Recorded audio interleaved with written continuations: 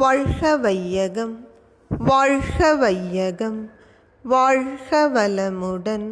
குருவே துணை. அனைவருக்கும் இனிய காலை வணக்கம்.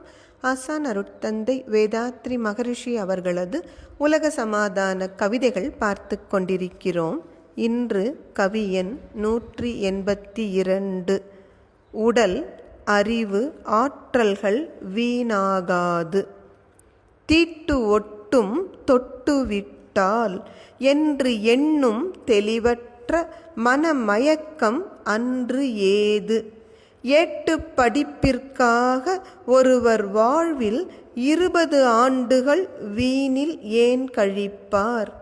கோட்டு, தொப்பி, பூட்ஸ்களை சுமந்து கொண்டு குமாஸ்தாவாய் வேலை செய்து காலம் போக்கும் நாட்டுக்கு இழப்பு அளிக்கும் தொழில்கள் ஏது? நல் உள்ளத்தில் அடிமை என்ற விலங்கு ஏது? என்ன அற்புதமாக அருட்தந்தை மனித வாழ்விற்கு பயனற்ற ஒரு கல்வியை கண்டிக்கிறார்னு பாருங்க. முதல்ல அறியாமையிலிருந்து மனிதர்கள் விடுபட வேண்டும். மனிதன் 6வது அறிவு பெற்றவன். அப்போ சிந்திக்கணுமா இல்லையா? ஒரு மனிதனை ஒரு மனிதன் தொட்டால் எப்படி தீட்டு ஒட்டி கொள்ளும் என்று சொல்வது?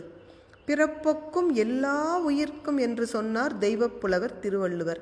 அந்த மண்ணில்தான் நாம் மனிதருக்கு மனிதர் ஜாதி வேற்றுமையால் தொட்டால் தீட்டு ஒட்டி கொள்ளும் என்று எண்ணினோம். அந்த தெளிவற்ற மன மயக்கம் ஏதும் அறிவில் உயர்ந்தவர்கள் வாழும் உலக சமாதான ஆட்சி காலத்தில் இருக்கவே இருக்காது. அதே போல் இந்த ஏட்டுச்சுரைக்காய் கறிக்கு உதவாதுன்னு சொல்லுவோம். இந்த புத்தக படிப்பிற்காக ஒருவர் வாழ்க்கையில் 20 ஆண்டுகள் ஏன் வீண் பண்ணணுங்கிறார் மகரிஷி.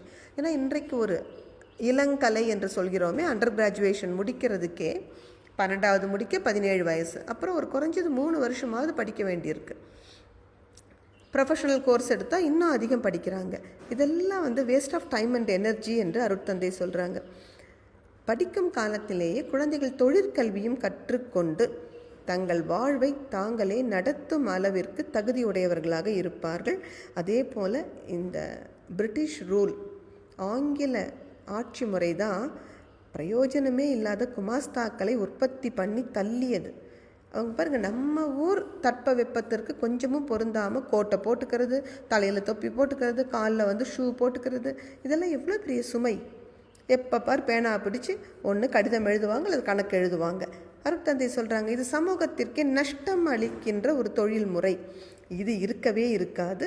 அதே போல் மக்கள் யாருக்கும் அடிமையும் கிடையாது. அந்த ஒரு அற்புதமான உலக சமாதான காலம் விரைவில் வர பிரார்த்திப்போம். நன்றி. வாழ்க வளமுடன்.